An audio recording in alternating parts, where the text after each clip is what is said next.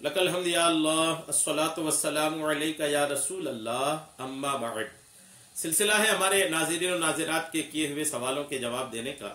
ख्याल रहे कि हमारे नाज़रीन और नाज़रात हमारे चैनल के वीडियोस के कमेंट्स में अपने सवालात को लिखते हैं। हम उनके सवालों के जवाबात कुरान व हदीस और दीगर किताबों के हवालों से पेश करने की सआदतें हासिल करते हैं।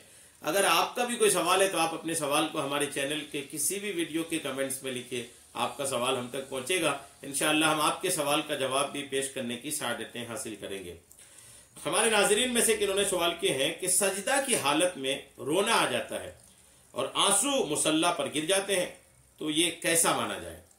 यानी सजदे की हालत में इनको रोना आता है और रोते वक्त इतने आंसू निकलते हैं कि वो मुसल्ला भीग जाता है या मुसल्ले पर आंसू के कतरात गिर जाते हैं, तो ये क्या माना जाए?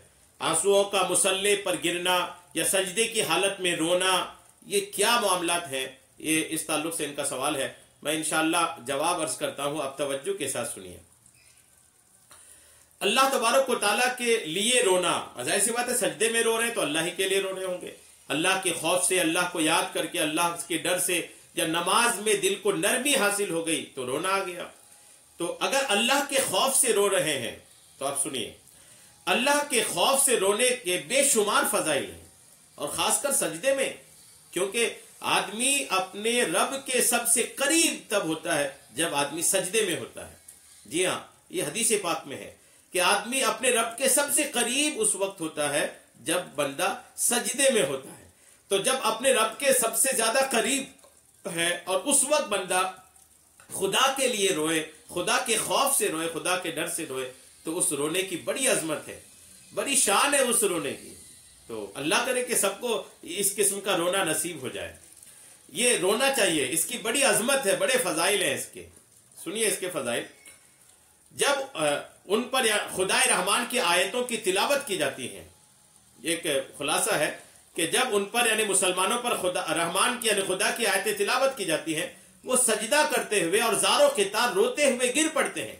ये सूरह सजदा में है, यानी सूरह सजदा कुरान पाक की एक सूरत है। उसमें अल्लाह तबारक व तआला ने एक आयत इरशाद फरमाया जिसका खुलासा ये है कि मुसलमानों की, अहले ईमान की, तकवा परहेज़गार वालों की पहचान ये है कि जब उनके सामने रहमान की आयतें तिलावत की जाती हैं तो वो सजदा करते हुए और ज़ारो ख़ितार रोते हुए गिर पड़ते हैं। तो सजदे में ज़ारो ख़ितार रोना, तो ये तो मुसलमानों की पहचान है, ये अहले ईमान और तकवा शियार लोगों की पहचान है, ये मुत्तकियों की पहचान है ये कि सजदे में रोए, ज़ारो ख़ितार रोए। वो भी ज़ारो ख़ितार रोना मतलब बहुत ज्यादा रोए। जिनको जितना ज्यादा रोना नसीब हो गया वो उतने ही कामयाब हैं। तो सजदों में रोने का सबूत तो कुरान पाक में है। सूरह सजदा में अल्लाह तबारक व तआला ने साफ तौर पर इरशाद फरमा दिया कि सजदे में रोने वाले ये अहले ईमान की पहचान है। तो सजदे में रो तो सकते हैं, रोने में कोई हरज नहीं है। अब जाहिर सी बात है जब सजदे में रोएंगे तो आंसू तो निकलेगा, और जब आंसू निकलेंगे तो आंसू कहाँ जाएंगे? उड़ेंगे तो नहीं हवा में, गायब तो नहीं होंगे, गिरेंगे तो वो मुसल्ले पर ही, जानमाज पर ही। तो मुसल्ले या जानमाज पर आंसू अगर गिर रहे हैं तो यकीन मानिए कि वो मुसल्ला भी क़यामत के दिन आपके सजदे की गवाही देता नजर आएगा। नुकसान नहीं, फायदे की बात है ये कि वो मुसल्ला जिस पर आपके आंसुओं के कतरात गिरे, वो कतरात भी अल्हम्दुलिल्लाह अल्लाह की बारगाह में आपके खौफ इलाही में, अल्लाह के डर में, सजदे में रोने की गवाही पेश करेंगे। एक गवाह आपका तैयार होगा क़यामत के दिन, वो मुसल्ले के तौर पर। तो बहुत फायदे की बात है ये। खौफ खुदा और इश्क मुस्तफ़ा में रोना एक अजीम शान नेकी है। अंबिया किराम अलैहिस्सलाम भी अल्लाह के खौफ में रातों को क़याम करते, रातों को इबादत करते और आंसू बहाते। जैसा कि एक रिवायत के मुताबिक हजरत यहया अलैहिस्सलाम जब नमाज के लिए खड़े होते, यहया अलैहिस्सलाम अल्लाह के नबी हैं, जब नमाज के लिए खड़े होते तो खौफ खुदा से इस कदर रोते कि दरख्त और मिट्टी के ढेले भी साथ रोने लगते। इतना रोते सजदे में, खौफ इलाही में इतना रोते हजरत यहया अलैहिस्सलाम कि आपके आसपास जो पेड़ पौधे हैं, पत्थर हैं, आपके आसपास की जो चीजें हैं वो सब आपके साथ रोने लगते। अल्हम्दुलिल्लाह, कैसा रोना इनका था। आप इतना रोते कि बेहोश हो जाते। मुसलसल बहने वाले आंसुओं के सबब हजरत यहया अलैहिस्सलाम के रुखसार मुबारक यानी आपके मुबारक गालों पर जख्म हो गए थे। اتنا روتے تھے حضرت یحییٰ علیہ السلام اللہ کے ڈر سے کہ آنسو گر گر کر کے ان کے اس میں راستے بن گئے تھے، ان کے رخسار مبارک میں الحمدللہ راستے بن گئے، یہاں تک کہ کتابوں میں لکھا کہ آپ کے والدہ آپ کے ان گڈھوں پر روئی بھر دیتی تھی تکلیف نہ ہو کر کے، اتنا روتے تھے حضرت یحییٰ علیہ السلام۔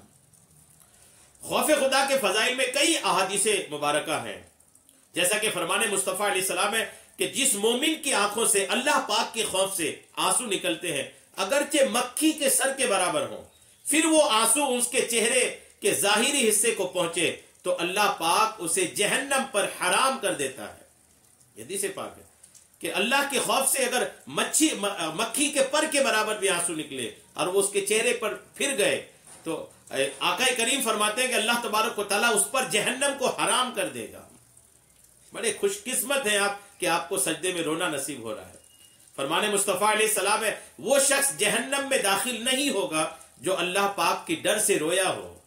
حضرت ابو ہریرہ رضی اللہ تعالیٰ عنہ سے روایت ہے حضور نبی اکرم صلی اللہ تعالیٰ علیہ وسلم نے فرمایا اللہ پاک کے خوف سے رونے والا انسان دوزخ میں داخل نہیں ہوگا یہاں تک کہ دودھ تھن میں واپس نہ چلا جائے اور اللہ پاک کی راہ میں پہنچنے والی گرد و غبار اور جہنم کا دھواں جمع نہیں ہو سکتے۔